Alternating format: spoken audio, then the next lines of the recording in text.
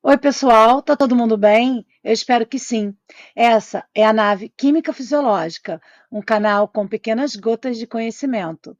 Meu nome é Adriana Pedrenho e hoje nós vamos continuar a falar da obtenção de glicose durante a fase de jejum inicial. Esse é o episódio 9 da série Jejum de Cabo a Rabo. Sejam todos muito bem-vindos.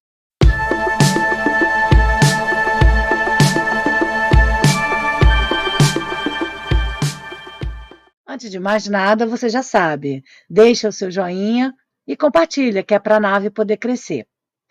Na semana passada, nós falamos a respeito da obtenção de glicose nos momentos iniciais da fase de pós-absorção, ou seja, nos primeiros momentos do jejum inicial, quando, sob efeito do glucagon, o glicogênio hepático é hidrolisado em glicose e, assim, a glicemia é mantida nos primeiros momentos da fase, através da glicogenólise. Mas nós vimos também que esse glicogênio ele não é infinito, ele vai acabar. Mas antes dele acabar, é necessário que o organismo já comece uma nova forma de obter essa glicemia, essa glicose. E é muito comum imaginar que é possível obter essa glicose para a manutenção da glicemia dos estoques de gordura, mas esse é um pensamento bastante equivocado. Vamos entender o motivo para que esses ácidos graxos não possam ser convertidos em glicose nos mamíferos.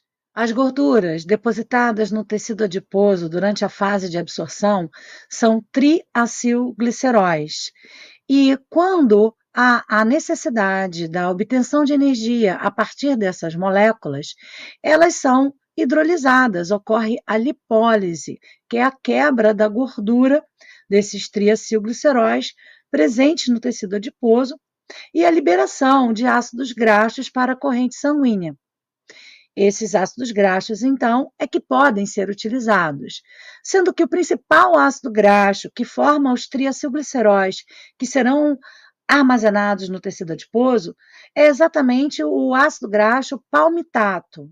Esses ácidos graxos liberados, eles são transportados pela albumina e vão chegar até os tecidos que utilizam ácidos graxos e que podem, então, captar esses ácidos graxos para oxidar e obter energia durante esse momento onde não há mais a captação de alimentos pelo intestino. O quadro mostra as 3 etapas da oxidação dos ácidos graxos. A primeira delas é exatamente a beta-oxidação, que ocorre no interior das mitocôndrias.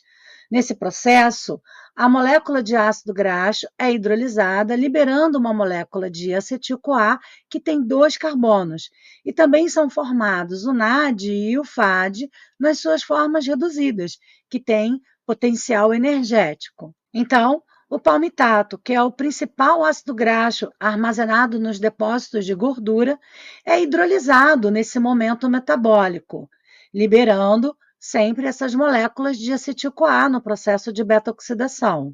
Logo, o palmitato, que tem 16 átomos de carbono, sofre 7 ciclos de beta-oxidação e vai liberar 8 moléculas de acetil-coenzima A, além de NAD e FADH2 reduzidos. É importante a gente lembrar que não existe nenhuma enzima que converta esse acetil-CoA em piruvato. Então, o acetil-CoA entra no ciclo de Krebs através da reação da enzima citrato sintase, que vai complexar o acetil-CoA com o oxalacetato, formando o primeiro intermediário do ciclo de Krebs, que é o citrato. Reparem que existem 2 reações de descarboxilações no ciclo de Krebs, e são exatamente os carbonos do acetil-CoA que entram no ciclo de Krebs que vão sair nessas descarboxilações. Não na primeira rodada do ciclo, mas na segunda rodada. Então, o acetil-CoA não pode prover o ciclo de Krebs com carbonos, com massa. Ele não tem essa capacidade, exatamente porque os carbonos do acetil-CoA eles vão sair do ciclo de Krebs nos processos de descarboxilações. Como o principal substrato para a gliconeogênese, que é a síntese de glicose a partir dessas moléculas que não são glicídicas, é exatamente o oxaloacetato, que é o intermediário do ciclo de Krebs. Então, há de se ter alguém, alguma molécula que componha os carbonos do ciclo de Krebs. E as moléculas que fazem isso são exatamente os aminoácidos. Apesar dos ácidos graxos não poderem gerar glicose, os triacilgliceróis, quando são hidrolisados no tecido adiposo, liberam a molécula de glicerol, que não pode ser utilizada pelo tecido adiposo e segue para o fígado, onde é utilizada sim para a gliconeogênese. Mas essa quantidade de glicerol utilizado pelo fígado para a gliconeogênese é muito pequena. Então, há realmente a necessidade de reações que possam compor o ciclo de Krebs com uma quantidade de intermediários de carbono, né, que possa suprir as necessidades para a manutenção da homeostase da glicose.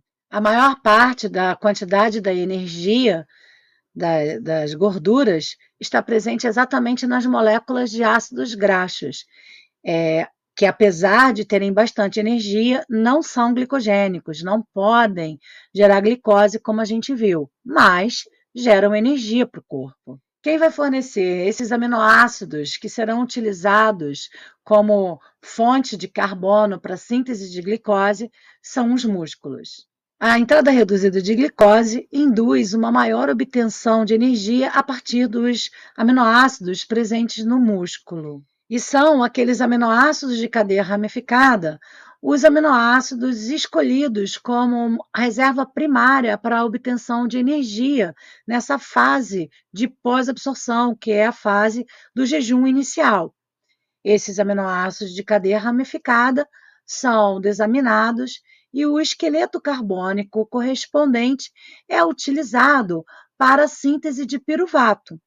E o piruvato, por sua vez, é a fonte para a síntese de alanina, que é o aminoácido exportado pelo músculo para os tecidos. Essa alanina é captada no fígado e lá no fígado ela é transformada em glicose. Esses aminoácidos de cadeia ramificada, que são a leucina, a isoleucina e a valina, eles são extremamente importantes, porque são eles que vão ser utilizados nesse momento inicial para manter a glicemia, porque esses aminoácidos contribuem com 1/3 de todos os aminoácidos do músculo. Então, na fase de pós-absorção, quem vai manter a glicemia é exatamente o fígado, através de 2 mecanismos. O primeiro mecanismo é a glicogenólise, que é predominante no primeiro momento do jejum inicial. E depois, num segundo momento, a predominância é da gliconeogênese, que utiliza o esqueleto carbônico dos aminoácidos para produzir glicose. Esse gráfico ele mostra a homeostasia da glicose. Ele fala da origem da glicose em cada fase dessa homeostasia.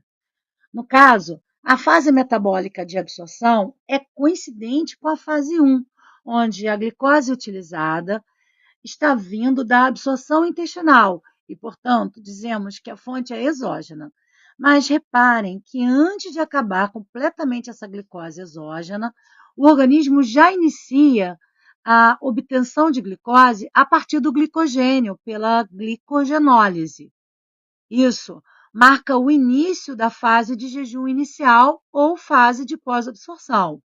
Mas, antes do glicogênio acabar, o metabolismo já está produzindo glicose a partir dos esqueletos carbônicos dos aminoácidos, pela via de gliconeogênese hepática. Reparem que passa a ser a única fonte de glicose se permanecemos em jejum, que é a gliconeogênese. Mas isso já é história para um episódio mais para frente. Até lá!